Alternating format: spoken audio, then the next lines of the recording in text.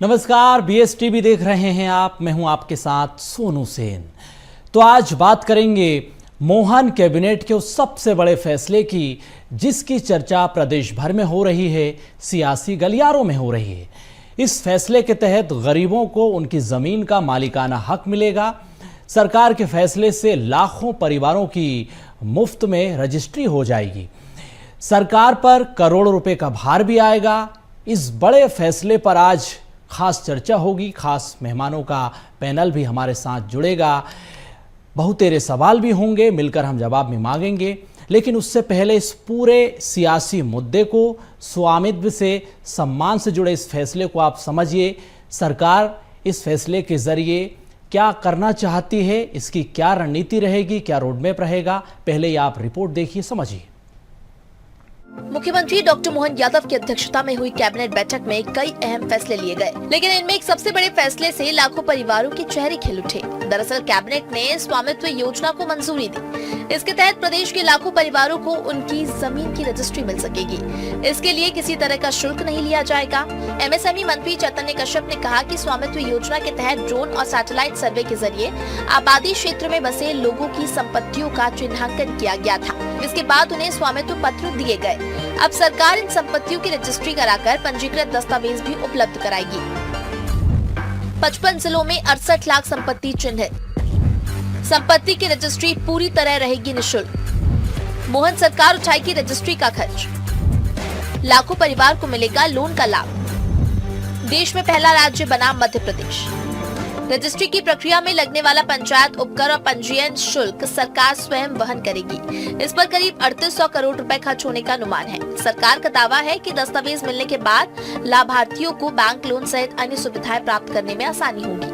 मध्य प्रदेश सरकार ने उसमें निर्णय लिया है कि हम सारे 48 लाख ही जो लाभान्वित हमारे जो जिनको पट्टे प्राप्त, जो रजिस्ट्रियाँ प्राप्त होनी है, उनको हम रजिस्टर्ड दस्तावेज देंगे और उसका कोई भी भार उनके ऊपर नहीं आएगा। यह पूरा निःशुल्क रहेगा और इसमें पंजीयन शुल्क, पंचायत का उपकर व अन्य जो भी कर लगते हैं वे सारे के सारे राजस्व विभाग वहन करेगा। इसके ऊपर 3800 करोड़ से ज़्यादा का खर्च राज्य सरकार पर आएगा, परंतु उसका हम बहुत जल्द कंप्यूटराइजेशन और प्रोग्रामिंग करके जो रजिस्ट्रीकृत व्यवस्था है और हर व्यक्ति को एक रजिस्ट्रीकृत दस्तावेज प्राप्त होगा, जिससे वो उसके ऊपर बैंक लोन लेने के अंदर उसको आराम रहेगा। सरकार के इस फैसले से लाखों परिवारों को सीधा फायदा होगा। इन परिवारों को सरकार उनका हक देगी। रजिस्ट्री होने से परिवार कई तरह के लाभ भी ले सकेंगे। इस बड़े फैसले के बाद मध्य प्रदेश ऐसा कदम उठाने वाला देश का पहला राज्य बन गया है। BSTV के लिए मनोज राठौर की रिपोर्ट। तो पूरी रिपोर्ट को आपने देखा, समझा किस तरह से सरकार ने ये बड़ा महत्वपूर्ण फैसला लिया है। स्वामित्व से सम्मान तक का सरकार सफर तय करेगी। आने वाले समय में मालिकाना हक गरीबों को दिया जाएगा। इसी पर खास चर्चा करेंगे। हमारे साथ डॉक्टर शिशिर उपाध्याय जुड़ चुके हैं, वरिष्ठ पत्रकार हैं। ज्योति पटेल हमारे साथ जुड़ चुकी हैं, प्रवक्ता हैं कांग्रेस से। हमारे साथ भाजपा के प्रवक्ता भी जुड़ेंगे। सबसे पहले डॉक्टर शिशिर उपाध्याय साहब, ज्योति जी, आप दोनों का बहुत स्वागत BSTV पर। शिशिर सर, सबसे पहले मैं आपके पास आता हूं, समझना चाहता हूं कि ये सरकार ने जो बड़ा महत्वपूर्ण फैसला लिया मोहन कैबिनेट की बैठक में, स्वामित्व से सम्मान तक का सफर सरकार तय करना चाहती है, और सबसे बड़ी बात ये कि अब गरीबों को मालिकाना हक दिया जाएगा, रजिस्ट्री सरकार कराएगी, भार भी सरकार उठाएगी।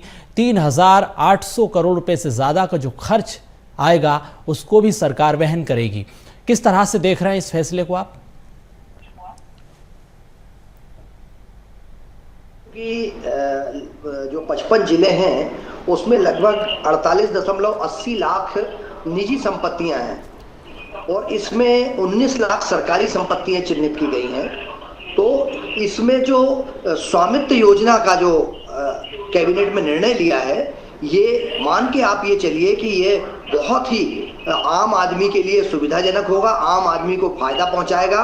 और जिसे कहा जाता है कि गरीबों के लिए, आम आदमी के लिए सरकार काम करती है, मुझे ऐसा लगता है कि यह पूरी तरह से जनहित और जन कल्याण का निर्णय है। इससे लोगों को जिस तरीके से वो पंजीयन में चक्कर लगाया करते थे, जिस तरीके से उनको बार बार घूमना पड़ता था, सरकारी दफ्तरों के चक्कर लगाना पड़ते थे, उससे इनको राहत मिलेगी। बिल्कुल। तो सरकार का ये फैसला कितना महत्वपूर्ण है आप इस बात से समझ सकते हैं। हमारे साथ ज्योति पटेल जी जुड़ी हुई हैं। ज्योति जी, सरकार ने बड़ा महत्वपूर्ण फैसला लिया है, हर गरीब को पक्का मकान देने का काम सरकार कर ही रही है। अब मालिकाना हक भी मिलेगा, रजिस्ट्री कराने का सरकार काम करेगी। किस तरह से देख रही हैं आप इस फैसले को? देखिए, जब भी कोई भी योजना आती है और यदि वाकई में योजना अच्छी होती है तो निश्चित रूप से कांग्रेस उसका स्वागत करती है। स्वामित्व योजना जो 24 अप्रैल 2020 को लागू हुई थी, पायलट फेज में इसे 9 राज्यों को लगभग लागू किया गया था। 9 राज्यों में मध्य प्रदेश से लेकर के हरियाणा, उत्तराखंड जैसे 9 राज्य इस योजना के तहत लागू किए गए थे। अब इसका मुख्य उद्देश्य जो था वो ये था कि ड्रोन टेक्नोलॉजी से रिकॉर्ड्स ऑफ राइट्स तैयार करना और संपत्ति विवादों को कम करना। मोटे मोटे तौर पर यदि हम देखें तो सबसे मुख्य उद्देश्य इसके यही थे। अब मोहन कैबिनेट ने ये फैसला लिया है कि स्वामित्व कार्ड धारकों को जो है निःशुल्क उनकी रजिस्ट्री की जाएगी, करवाई जाएगी। अब देखिए, किसी भी योजना की, स्वामित्व योजना की यदि हम बात करें तो देखिए, मैं भी ग्रामीण क्षेत्र से आती हूँ और जो भी चीजें हुई स्वामित्व योजना के तहत मैंने करीब से बहुत नजदीक से देखी और उसके क्या परिणाम, क्या दुष्परिणाम, क्या सकारात्मक, क्या नकारात्मकता, मैंने सारी चीजें देखी उसमें। अब यदि हम बात करें सबसे पहले, कोई भी योजना जो रहती है उसको, उसकी जो सफलता होती है, उसके अंदर आने वाले चैलेंजेस, उसके अंदर आने वाली चुनौतियों को किस तरीके से सरकार फेस करती है, उसके दौरान आने वाली जो समस्या है उसको किस तरीके से सरकार निराकरण करती है, किसी भी योजना की सफलता इस बात पर निर्भर करती है। तो सबसे पहले जो चैलेंजेस यदि हम इसमें देखें तो उस पर सरकार को, मैं आपके चैनल के माध्यम से सरकार तक भी अपनी बात पहुंचाना चाहती हूँ कि सबसे पहला चैलेंज वो आया है वो इसमें ये है कि जो ड्रोन टेक्निक से जो सर्वे हुआ है उसमें बहुत सारी जो मकानों की सीमाएं थी, एक की सीमा दूसरे में चली गई, एक मकान की सीमा दूसरे में, दूसरे की तीसरे में, तीसरे की चौथे में चली गई और पता चला कि 8वें 9वें तक जो है मकान बचा ही नहीं है। और ऐसे कई केस जो है वो राजस्व विभाग में जाकर के दर्ज हुए हैं। कई उदाहरण हरियाणा में भी इस तरीके के उदाहरण आए कि एक व्यक्ति जब घर घर सर्वे हुआ और सर्वे वाले घर पर गए तो उनके पिताजी घर पर नहीं थे, और जब घर पर गए तो उनका बेटा घर पर मिला। बेटे ने कहा कि ये मकान मेरा है, तो बेटे का नाम दर्ज हो गया। उसके बाद जब पिताजी घर पे आए तो उन्होंने कहा ये मकान मेरा है, ये विवाद में चला गया। आज भी हम देखते हैं कि हमारे मध्य प्रदेश के अंदर कई ग्रामीण क्षेत्र में जो है परिवार संयुक्त रूप से रहते हैं, और संयुक्त रूप से रहते रहते जो है कई लोग, भाई भी और दादाओं के भाई भी हैं जो वो एक साथ रहते हैं। और जब कोई सर्वे करने आता है तो एक व्यक्ति ने, किसी ने कह दिया कि ये मेरे नाम पर ये घर कर दीजिए, और जब वो उसके नाम पर घर हो जाता है तो ये बहुत बड़ा परिवार के अंदर विवाद का कारण बनता है। और ऐसे कई केसेस इसके अंदर आए हैं।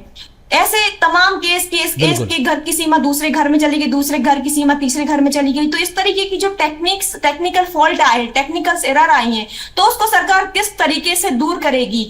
क्योंकि आज हम देख रहे हैं कि राजस्व विभाग में ऑलरेडी बहुत ज्यादा बर्डन फाइलों का है, और किस तरीके से कई जगह पे हम देखते हैं भ्रष्टाचार के कितने सारे केस आते हैं। और जब इस तरीके से और भी केस यदि राजस्व विभाग के अंदर पहुंचेंगे तो उसका सरकार किस तरीके से निराकरण करेगी, या किस लेवल पर सरकार को इसका निराकरण करना चाहिए, क्या इसकी रणनीति बनाई है? सबसे पहले मैं भारतीय जनता पार्टी के यदि प्रवक्ता जुड़ेंगे तो उनसे ये जानना जरूर चाहूंगी। और क्योंकि किसी भी योजना की सफलता इसी बात से तय होती है कि आपको उसके अंदर आने वाले चैलेंजेस को किस तरीके से आप फेस कर रहे हैं। बिल्कुल, चुनौतियों से कैसे निपटा जाएगा ये सवाल भी है। शिशिर सर, बड़ा एक महत्वपूर्ण सवाल है जियो टैक्स सर्वे को लेकर, संपत्ति विवाद को लेकर, और दूसरा बड़ा सवाल मेरा ये भी है कि सरकार आप देखें तो हर 1-2 महीने के भीतर कर्ज ले रही है। 3,800 करोड़ रुपए का भार अब सरकार उठाएगी। ये पैसा कहाँ से आएगा? फ्लैगशिप योजनाओं पर लाखों करोड़ रुपए वैसे ही खर्च हो रहे हैं। तो ये एक बड़ी समस्या, चुनौती भी सरकार के सामने है। इसको आप किस तरह से देख रहे हैं, कैसे निपटेगी सरकार? बिल्कुल, देखिए आप जो कह रहे हैं ये भी एक यथार्थ है, और जिस तरीके से सैटेलाइट सर्वे और ड्रोन सर्वे कराया गया और उसके बाद लाखों परिवारों को राहत देने की बात की गई, जैसा हमारी बहन ज्योति पटेल ने कहा, बिल्कुल सच्चाई है कि कोई काम अगर होता है तो उसमें कोई ना कोई इश्यूज भी आते हैं, समस्याओं का जो उलझती हैं उसका निराकरण भी हो सकता है। सरकार कर्ज ले रही है लंबे समय से। आपको याद होगा कि सरकार जो कर्ज लेती है, कर्ज लेने के साथ साथ जो डेवलपमेंट की योजनाएं शुरू कर रही है, इस पर यह अलग विषय है कि सरकार उसको कितना प्राथमिकता से डेवलपमेंट पे खर्च कर रही है या लाडली बहनों को देने के लिए खर्च कर रही है।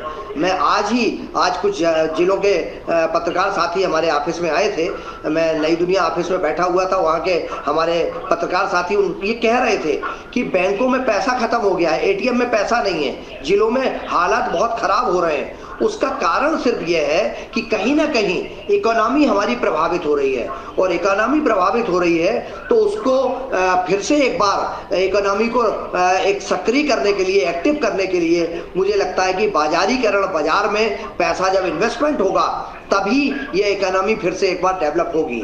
सरकार का निर्णय जिस तरीके से ड्रोन सैटेलाइट के माध्यम से, ड्रोन के माध्यम से, सैटेलाइट के माध्यम से सर्वे कराया गया, और सर्वे के बाद ये सेन साहब चूंकि एक बहुत बड़ा निर्णय है और इसमें अगर निःशुल्क सरकार को बहुत पैसा लगता है, रजिस्ट्री में बहुत पैसा आता है, एक सामान्य आप एक घर परचेज करेंगे तो अगर उसका 12% रजिस्ट्री लगती है, और अगर इन्होंने सर्वे में निःशुल्क रजिस्ट्री का प्रावधान दिया है तो यह बहुत ही जन कल्याणकारी निर्णय है। मुझे लगता है कि जैसा अभी हमारी बहन ने कहा, वो भी ये प्रयास करेंगी, अच्छे कामों में सराहना करने की बात कर रही है, वो अच्छे काम में सहयोग करने की बात कर रही है।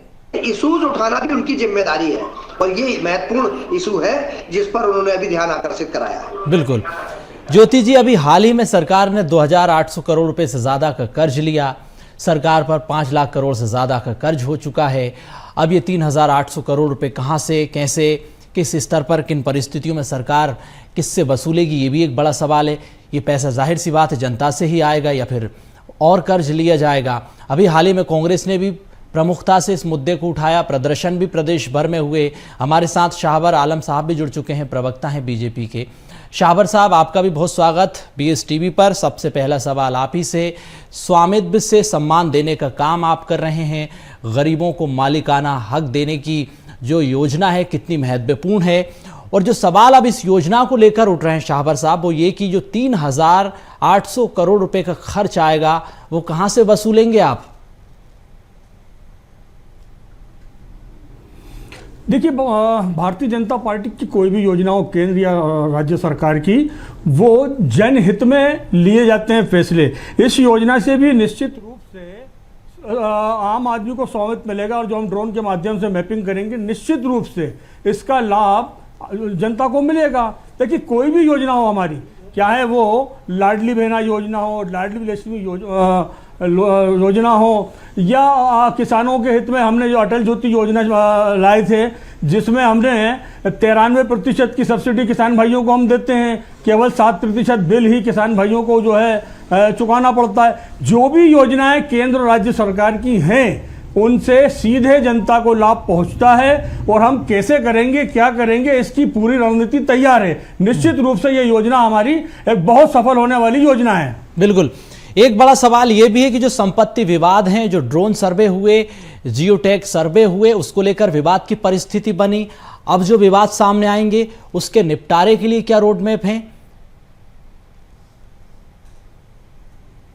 कोई विवाद की स्थिति कहीं नहीं है, और आगे की प्लानिंग भी हमारी बहुत सोची समझी रणनीति के रूप में की गई है। निश्चित रूप से इससे जनता को एक बड़ा लाभ होने वाला है। ये एक और अनोखी सौगात है मध्य प्रदेश में ये योजना। बिल्कुल। ज्योति जी, काउंटर कॉम्प्लीमेंट आपका चाहूंगा। किसी भी प्रकार के विवाद की स्थिति नहीं है। जिस संपत्ति विवाद का आप जिक्र कर रही थी, ड्रोन सर्वे का आप जिक्र कर रही थी, जी काउंटर रिएक्शन आपका। देखिए, मुझे लगता है कि आप भारतीय जनता पार्टी के प्रवक्ता को अपने कार्यालयों से निकल करके जमीन पर जरूर देखना चाहिए। देखिए, मैं ये नहीं कह रही कि योजना बुरी है, लेकिन मैंने आपको पहले भी यही कहा कि यदि उस योजना के अंदर कोई चुनौती आती, कोई चैलेंजेस आते हैं, तो उसको किस तरीके से उसको फेस करना है, किस तरीके से उसका समाधान करना है, ये भारतीय जनता पार्टी को सोचना होगा। और निश्चित रूप से आज मैं खुद आपके चैनल के माध्यम से भारतीय जनता पार्टी के प्रवक्ता और नेताओं को ये कहना चाहती हूँ, आप किसी भी किसी भी राजस्व के कार्यालय में चले जाइए, किसी भी तहसीलदार एसडीएम के कार्यालय में आप जाकर के देखिए और वहां पर पता कीजिए कि केवल और केवल इसी योजना के बाद, स्वामित्व योजना के बाद जो ड्रोन सर्वे हुए हैं, उसके बाद कितने प्रकरण आए हैं। मैं दावे के साथ कह सकती हूँ कि कई हजारों प्रकरण आज इसके दर्ज हुए हैं। और सबसे बड़ी समस्या यही है कि आप योजना तो लागू कर देते हैं, लेकिन गरीब जनता, आप ये बताइए कि जो गरीब व्यक्ति अपना एक आशियाना था, उसका एक घर था, उस घर पर अब किसी और का नाम चढ़ गया, या उसकी सीमाएं जिस तरीके से पहले थी, अब वो सीमाएं नहीं, वो किसी और के घर में चली गई हैं, या फिर उसका बचा ही नहीं है, तो वो किस तरीके से गरीब आदमी अपना घर का खाना की व्यवस्था करेगा, या फिर अपने केस लड़ने के लिए राजस्व विभाग में या कोर्टों के चक्कर लगाएगा। तो ये बहुत बड़ा चैलेंजेस है, और ये जो है भारतीय जनता पार्टी को इसका निर्णय भी अभी करना चाहिए, और इसका समाधान के लिए कोई त्वरित व्यवस्था भी इसके लिए करना चाहिए। एक केस मैं बताती हूँ। एक केस इस तरीके से आया कि दो तीन भाई थे, उन भाइयों में से एक भाई ने अपनी प्रॉपर्टी किसी और के नाम बेच दी, और फिर वो जब ड्रोन सर्वे हुआ तो जो खरीदार था उसके नाम उसमें चढ़ गया। और जब उनके जो दूसरा भाई था, उनका दूसरा भाई जब गया तो वो उसकी किसी भी प्रकार से ना तहसीलदार ने ना एसडीएम ने सुनवाई नहीं की। अब उनको डिस्ट्रिक्ट कोर्ट और हाई कोर्ट और सुप्रीम कोर्ट जाना पड़ेगा। तो ये तो बहुत बड़ा चैलेंजेस है ना, ये सबके सामने आने वाला है। बिल्कुल। शिशिर सर, एक बात आपसे समझना चाहूंगा कि सरकार रजिस्ट्री करा देगी, बड़ी आसानी से आप लोन ले सकेंगे, बैंक किस आधार पर आपको लोन देंगे, जो पैसा आपके हाथों में आएगा उसका आप किस तरह से खर्च करेंगे, क्या परिस्थितियां रहेंगी, उसका सरकार को रोड मैप स्पष्ट करना चाहिए था क्या? चाहिए था सैन साहब। देखिए, ये सरकार की जिम्मेदारी है, लेकिन सरकार क्या होता है, अच्छा मीठा मीठा गप, कड़वा कड़वा थू।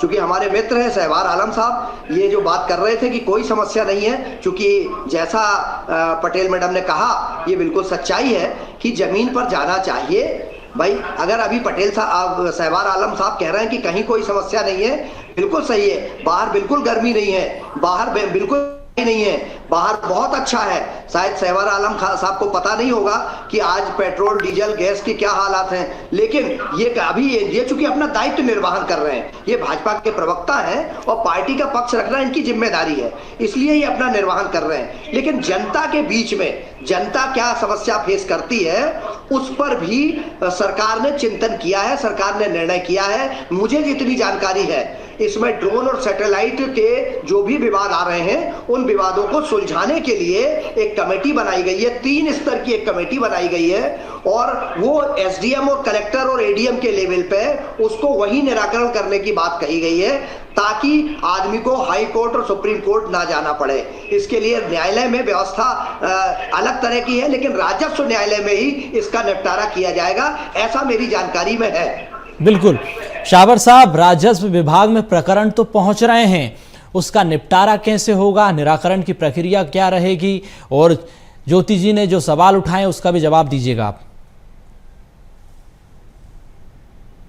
इसी सब को के समाधान के लिए तो ये योजना लागू की गई है। देखिए, मैं एक बात बता दूं आपको कि पूरे प्रदेश में आपने देखा होगा कि जो भी योजना केंद्र या राज्य सरकार की आती है, हम उस पर अमल करते हैं।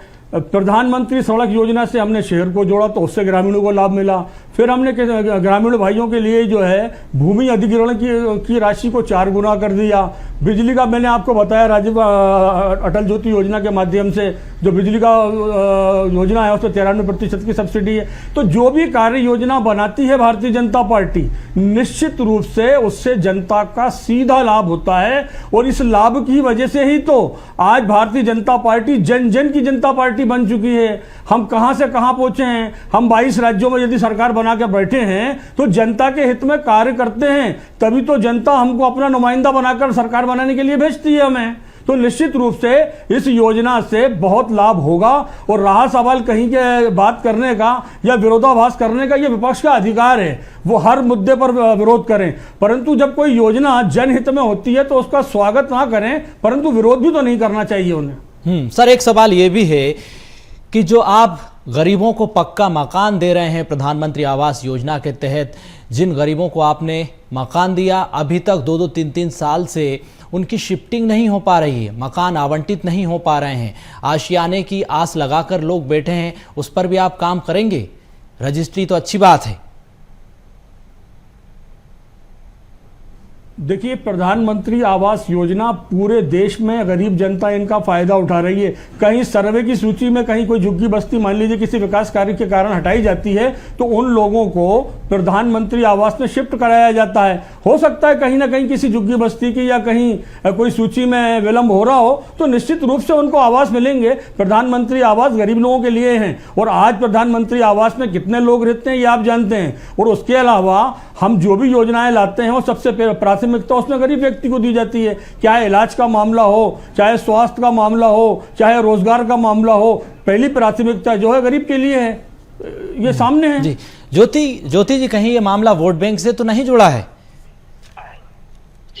देखिए, भारतीय जनता पार्टी जब भी कोई योजना लाती है सबसे पहले उसको ये भारतीय जनता पार्टी के प्रवक्ता कह देते हैं कि हम चुनाव जीत रहे हैं। इसका मतलब ये है कि हम सब कुछ अच्छा कर रहे हैं। ये इनकी सबसे बड़ी गलतफहमी है कि यदि ये चुनाव जीत रहे हैं तो सब कुछ अच्छा कर रहे हैं, क्योंकि चुनाव किस तरीके से ये जीतते हैं ये सबके सामने है, सार्वजनिक है। किस तरीके से ये वोट चोरी करते, किस तरीके से पोलिंग बूथों को लूटने का काम करते। हालांकि आज का विषय ये नहीं है, मैं इस पर नहीं जाना चाहूंगी। देखिए, आज जो भारतीय जनता पार्टी ने किया है ये कोई नया काम नहीं है।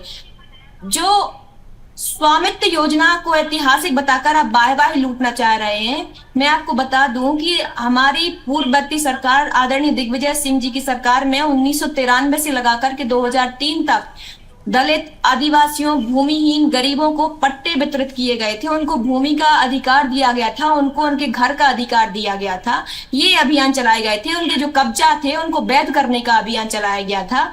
और निश्चित रूप से आप जो कर रहे हैं वो केवल आप उनके जो उनके घर हैं उनको केवल आप कागजी स्वीकृति देने का काम कर रहे हैं। तो इसमें वाहवाही का कोई की जरूरत नहीं है। मुझे लगता है कि गरीब का मकान है, उसका हक है, उसी का मकान है, उसी का कब्जा है, तो उसको केवल आप एक ठप्पा दे रहे हैं। तो मैं उसका भी आप जो है सभी के सामने बहुत बहुत धन्यवाद भी व्यक्त करना चाहूंगी। लेकिन एक बात फिर वही सवाल है, यदि उसमें कोई त्रुटियां आती हैं, कोई समस्या आती है तो उसका निराकरण के लिए आप जरूर व्यवस्थाएं कीजिए। जी शिशिर सर, एक बात ये भी समझाइए आप कि अभी भी दूर दराज के ग्रामीण अंचलों में आदिवासी परिवारों के पास खेती के लिए अपनी ज़मीन नहीं है।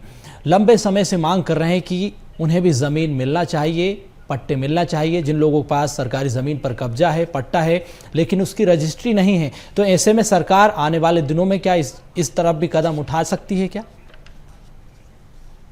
साहब, देखिए, सरकार घोषणाएं करती है, जैसा अभी सहरवार आलम खान साहब ने कहा, मध्य प्रदेश में 1.5 लाख प्रधानमंत्री आवासों की आवश्यकता है, बन पाए हैं 15,000 और धीरे धीरे बन रहे हैं। अभी जिस तरीके से भोपाल में जिस तरीके की बिल्डिंगें बनी, ये ट्राइबल सेक्टर में एक पट्टे देने वाली जो बात हुई थी, अभी आपको याद होगा धार में कलेक्टर एसपी के खिलाफ आंदोलन हुआ था। वहां के आदिवासियों ने कहा था कि हमारी जमीन है। आपको याद होगा शिवराज सिंह चौहान, उनकी कुछ बुधनी क्षेत्र के सीहोर जिले की जमीन का मामला आया था। वो सारे आदिवासी भाइयों को लेके मुख्यमंत्री निवास पर गए थे। तो ये विवाद जो है, ये सरकार की घोषणा जो होती है, चाहे वो प्रधानमंत्री आवास की हो, चाहे वो पट्टा वितरण की हो, चाहे रजिस्ट्री की हो, ये घोषणाओं के बाद एकदम से सारे मामलों में तेजी आ जाती है। और तेजी आ जाती है तो उसमें कुछ विवाद की स्थिति बनती है।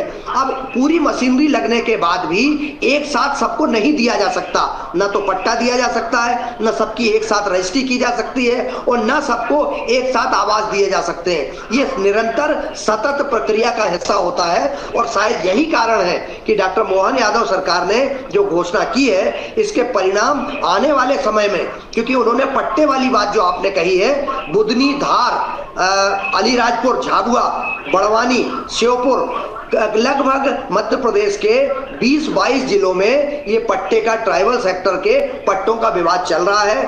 आदिवासी कहता है कि जंगल हमारा है, जमीन हमारी है, हम उसके मालिक हैं, लेकिन वन विभाग और आदिवासी परिवारों के बीच में जो विवाद की स्थिति बनती है उसमें कोई बीच का समाधान का रास्ता, उसमें राजनीतिक जो इच्छा शक्ति है, फिर जैसा भी इन्होंने कहा हमारी बहन ने कि उसका लाभ की बात जब होने लगती है, तो पट्टा जब दिग्विजय सिंह जी ने दिया था तब भी वोटों की राजनीति माना गया था।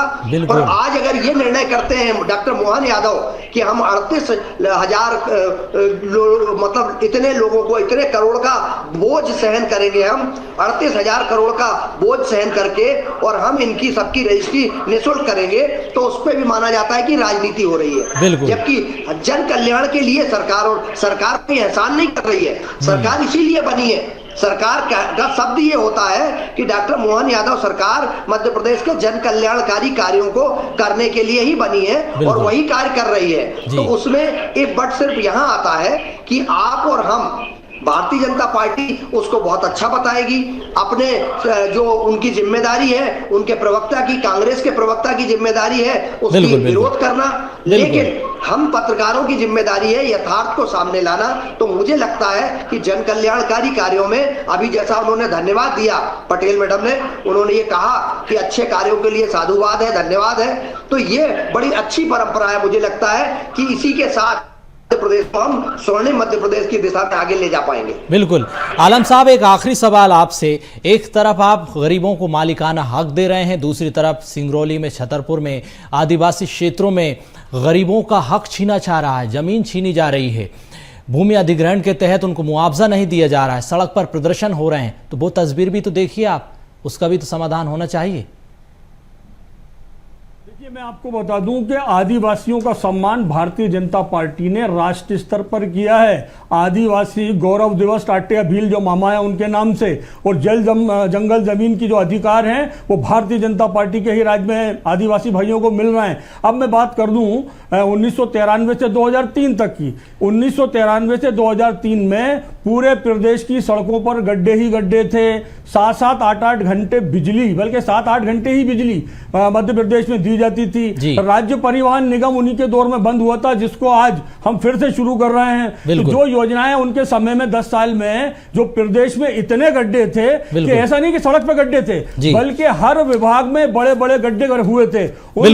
बिल्कुल आलम साहब, समय की कमी है, चर्चा को यहीं पर विराम देना होगा। ज्योति जी, आपका भी बहुत शुक्रिया। डॉक्टर शिशिर उपाध्याय, आपका भी बहुत शुक्रिया। आप तीनों मेहमान इस खास चर्चा में शामिल हुए। तो कुल मिलाकर स्वामित्व से सम्मान की सियासत प्रदेश के भीतर शुरू हो चुकी है। सरकार ने टारगेट सेट कर लिया कि हम हर गरीब को आशियाना देंगे, पक्का मकान देंगे, मालिकाना हक देंगे। अब इस पर कांग्रेस सवाल भी उठा रही है, सियासत भी हो रही है। आज की चर्चा में इतना ही। नमस्कार।